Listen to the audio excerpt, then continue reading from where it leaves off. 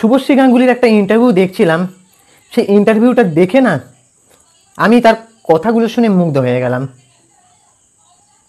সত্যি মানে সুপারস্টার কথাটা, লেডি সুপারস্টার কথাটা তার সঙ্গে কিন্তু চায়। যদিও আমি ওই লেডি সুপারস্টার জেন্টস সুপারস্টার এই বিভাজনটা আমি বিশ্বাস করি না। তাকে সুপারস্টার দক্ষ অভিনেত্রী বলাই যায়। হ্যালো গাইস, আমি সুপ্রিয় রয়েছি তোমাদের সঙ্গে। তোমরা চ্যানেলটাকে সাবস্ক্রাইব করে দাও আর বেল আইকনটা প্রেস করে দাও। আমি মানে মুভি অ্যানালাইজ করি আর সিনেমা রিভিউ করি, ইভেন্ট ক্যাপচার করি। তো তোমরা চ্যানেলটাকে অবশ্যই একটা সাবস্ক্রাইব করে দাও, ভিডিওগুলো চ্যানেলে গিয়ে দেখো, আশা করি তোমাদের ভালো লাগবে। ঠিক আছে, শুভশ্রী গাঙ্গুলির যে ইন্টারভিউটা আমি দেখলাম, সেখানে তাকে মানে কোশ্চেন করা হচ্ছে, একটা সাংবাদিক কোশ্চেন করছে যে মানে প্রশ্ন কি করব না করব সেটা নিয়ে কি কোনো মানে প্রবলেম, এরকম একটা কোশ্চেন করা হয়েছে। শুভশ্রী গাঙ্গুলি যে উত্তরটা দিয়েছেন, বলছেন যে জার্নালিস্টরা যখন ইন্টারভিউ নেয় যা ইচ্ছা কোশ্চেন করতেই পারে, কিন্তু আমরা সেটাকে কি করে সামলাবো, কিভাবে উত্তর দেব, সেটা আমাদেরকে মাথায় রেখে উত্তর দিতে হয়। জার্নালিস্ট ইন্টারভিউয়ার যারা আছে তারা তো মানে সত্যি কথা যেটা যে মানে প্রিপেয়ার্ড হয়ে কিন্তু অনেকে ইন্টারভিউ নিতে আসে, এটা কিন্তু সত্যি। কিন্তু অনেক সময় না এই যে যে সেলিব্রিটিদের ইন্টারভিউ নেওয়া হয় বা কোনো বড় কোনো আর্টিস্ট বা যে কোনো কেউ, বড় কোনো বিশেষজ্ঞ যে কোনো মানুষ হতে পারে, যে কোনো ব্যক্তি হতে পারে, তো তারা কিন্তু তাদের কিন্তু জানা থাকে না যে তাদেরকে কি কোশ্চেন করা হবে, তাই না? তাদেরকে মাথা ঠান্ডা রাখতে হয়। এই যে কোনো সেলিব্রিটি আমি যতদূর জানি, তাদেরকে মাথা ঠান্ডা রেখে কিন্তু উত্তর দিতে হয়, সিচুয়েশনটাকে হ্যান্ডেল করতে হয়। কারণ তারা জানে যে আমরা যদি রিয়্যাক্ট করি সেটা কিন্তু মিডিয়া মহলে পৌঁছে যাবে, আমাদের নামটা খারাপ হবে। এটা কিন্তু সত্যি কথা। এই যে দেবদা, জিৎদা, বুম্বাদা এরা কিন্তু যথেষ্ট মাথা ঠান্ডা রাখেন।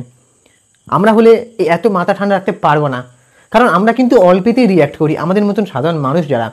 কারণ আমরা ভালো করে জানি আমরা অত মানে আমাদেরকে অত যেখানে সেখানে মিডিয়া ছেঁকে ধরে না, বা এটা তো সত্যি কথা। আমরা যেখানেই মানে সেলিব্রিটিরা তারা যেখানেই যায় সেখানে মিডিয়া পিছনে পিছনে যায়, একটা পিআর টিম থাকে, মিডিয়া ঠিক করা থাকে, এটা কিন্তু সত্যি কথা।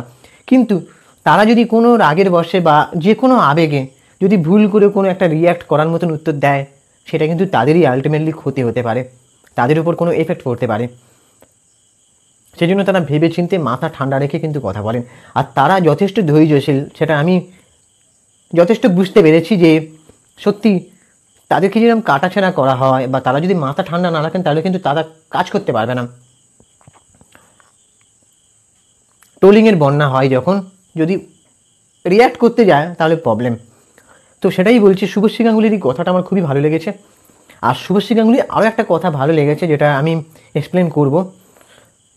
দীপিকার পাদুকণ মানে বলিউডের দীপিকা পাদুকণ যে মা হওয়া নিয়ে যে কন্ট্রোভার্সিটা ক্রিয়েট হয়েছিল, মানে মা হওয়া নিয়ে না, মা হওয়ার পরে সে যে 8 ঘন্টা কাজের দাবি জানিয়েছিল, 8 ঘন্টা কাজ করতে চেয়েছিল, সেটা নিয়ে তো আমি এর আগে ভিডিও বানিয়েছি। বলিউডে দেখো অনেকটা সময় নিয়ে কাজ করতে হয়, আর দীপিকা পাদুকণ যেভাবে বড় বাজেটের সিনেমাগুলোতে কাজ করে তাতে অনেক সময় দিতে হবে, প্রচুর সময় দিতে হবে।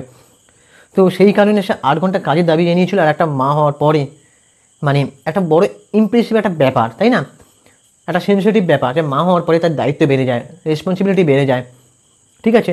তার শরীরে একটা ধকল যায়, সেটাও একটা বুঝতে হবে মানুষকে। তো শুভশ্রী গাঙ্গুলিকে যখন সেই কোশ্চেনটা করা হয়েছে যে দীপিকা পাডুকোন যে 8 ঘন্টা কাজের দাবি জানিয়েছিলেন, সেটা নিয়ে তার ব্যক্তিগত মত কী, শুভশ্রী গাঙ্গুলি জানিয়েছেন যে দেখুন সেও শুভশ্রী গাঙ্গুলি যখন মা হয়েছিল তখন সে প্রযোজক পরিচালকদের কাছে শর্ত দিয়েছিল, তারা কিন্তু সেই শর্ত মেনেই তার সঙ্গে কাজ করেছে। আর একটা কথা সে বলেছে যে বলিউডের সঙ্গে যদি টলিউডের তুলনা করা হয়, কম্পেয়ার করা হয়, তাহলে কিন্তু মস্ত বড় ভুল করা হবে। কারণ তাদের কাজের পার্থক্য, তাদের বাজেট, তাদের সময়, অনেক কিছু ব্যাপার আছে, ঠিক আছে? এখানে বাজেট কম, টলিউড ইন্ডাস্ট্রির সিনেমা যেগুলো হয় বাজেট যথেষ্ট কম, মার্কেটটা সীমিত একটা মার্কেট, বলিউডের মার্কেট সারা ওয়ার্ল্ড জুড়ে, ঠিক আছে? তো আর দীপিকা পাডুকোন যে ধরনের সিনেমাগুলো এখন করছে সব কটা বড় বড় বাজেটের সিনেমা। যেমন তুমি যদি কলকি ধরো, কলকি, তারপরে পাঠান, তারপরে তুমি যদি এখন দেখো শাহরুখ খানের কিং আসছে, সেই সিনেমাগুলো টিজার অ্যানাউন্সমেন্ট যা দেখো তোমরা বুঝতে পারবে, যাই দেখবে কেন তোমরা বুঝতে পারবে যে এর বাজেট প্রচুর, এ অনেক সময় দিয়ে শুটিং করতে হবে প্রচুর। মানে শাহরুখ খান তো এখন একটা সিনেমা শুটিং করেন 6 মাস, 7 মাস, 8 মাস লেগে যায়, গ্যাপিংও থাকে। তো সেখানে দিনে 22 ঘন্টা শুটিং হতে পারে, 12 ঘন্টা, 24 ঘন্টারও শুটিং হতে পারে। একটা সেটে কিন্তু তাদের থাকতে হবে। যে অ্যারেঞ্জমেন্টটা করা হয়, সেই অ্যারেঞ্জমেন্টটা যদি মানে কেউ যদি সেই টাইমটা না দেয়, তাহলে অ্যারেঞ্জমেন্টটা করে কী লাভ, তাই না? বলিউডের কাজের ধরনটা আলাদা, টলিউডের সঙ্গে সেই তুলনাটা করা যাবে না কোনোভাবে, সেটাই বলছি।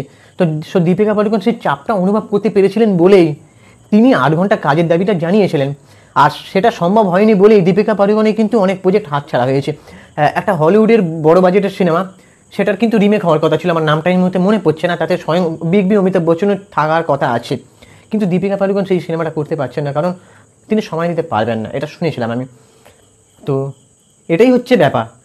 তো শুভশ্রী গাঙ্গুলির যে কথাগুলো মানে সাপোর্ট করার মতনই কথাবার্তা, তিনি যে কথাগুলো বলেছেন আমি সমর্থন করি, সমর্থনযোগ্য কথাবার্তাই বলেছেন উনি। সবথেকে বড় কথা উনি যে বলেছেন যে আমরা প্রিপেয়ার হয়ে আসি না, আমাদের ভেবেচিন্তে পরিস্থিতি সামলাতে হয়। তারপরে আরও অনেক কথা বলেছেন, যাই হোক। তো তার অনুসন্ধান যে সিরিজটা, তারপরে ইন্দুবালা ভাতের হোটেল, একটা কথা বলছিল ইন্দুবালা ভাতের হোটেল, ওই সিনেমার চরিত্রটা থেকে বেরোতে নাকি শুভশ্রী গাঙ্গুলির প্রচুর সময় লেগে গেছে। তার যে মেকআপ, একটা বয়স্ক চরিত্র, সত্যি শুভশ্রী গাঙ্গুলিকে আমি তো বলবো সুপারস্টার না বলবো, একজন দক্ষ অভিনেত্রী বলা যায়, ঠিক আছে? সেও কিন্তু মানে কোনো, সে আবার বলছে, হ্যাঁ তাকে যখন বলা হচ্ছে লেডি সুপারস্টার, এই ট্যাগটা নিয়ে কি বলবে, সে বলছে দেখো আমি কোনো, ভক্তরা ভালোবেসেই এই তকমা মানে ট্যাগটা দিয়েছে, কিন্তু এই ট্যাগ নিয়ে পড়ে থাকলে তো আমার চলবে না, আমি কাজে বিশ্বাসী। পরপর সে কাজ করে যাচ্ছে, এটা ভালো লাগছে, সংসার তারপরে হচ্ছে ক্যারিয়ার দুটোই সামলাচ্ছে যেভাবে। তারপরে শুভশ্রীর আরও অনেক কথাবার্তাকে আমি সমর্থন করি, যেমন সে বলেছিল আমি একজন ভালো মা হতে চেয়েছিলাম, আমার স্বপ্ন ছিল একজন ভালো ওয়াইফ হওয়ার। তারপরে শুভশ্রী গাঙ্গুলি আরও একটা পুরনো ইন্টারভিউতে আমি দেখেছিলাম যে সে বলেছিল যে ভালোবাসাটাই সব, ভালোবাসা থাকলে টাকা পয়সা কিন্তু সেকেন্ড অপশান। সবাই ভাবে টাকা পয়সা থাকলেই ভালোবাসা কেনা যায়, না, এটা আমিও বিশ্বাস করি যে ভালোবাসা যদি মানুষের মধ্যে থাকে তাহলে টাকা পয়সা সেকেন্ড অপশান। এটা তো সত্যি, ভালোবাসা না থাকলে একটা বাবা মা যদি সন্তানকে ভালোবেসে যত্ন করে ভালোভাবে বড়ই না করেন, তাহলে সে টাকা পয়সাটা ইনকাম করবে কীভাবে, তাই না? এটাই হচ্ছে ব্যাপার, ভালোবাসাটা সবার আগে দরকার, তাহলে টাকা পয়সা সেকেন্ড অপশান। এই কথাগুলো আমি শুভশ্রী গাঙ্গুলিকে যথেষ্ট পরিমাণে সমর্থন করি। তো এই ছিল আমার আজকের ভিডিও। তো তোমাদের কি মনে হয়, তোমরা তোমাদের ওপিনিয়নটা আমার কমেন্ট বক্সে জানাও। আর হ্যাঁ, চ্যানেলটাকে অবশ্যই সাবস্ক্রাইব করে দাও আর বেল আইকনটা প্রেস করে দাও। আমি ইনস্টাগ্রামে রয়েছি চিঙ্কি বাবু 2531, তোমরা ওখানে গিয়ে ফলো করে দাও। টাটা, দেখা হচ্ছে পরের ভিডিওতে, ততক্ষণে নিজের শরীরে খেয়াল রাখো, সুস্থ থাকো, ভালো থাকো।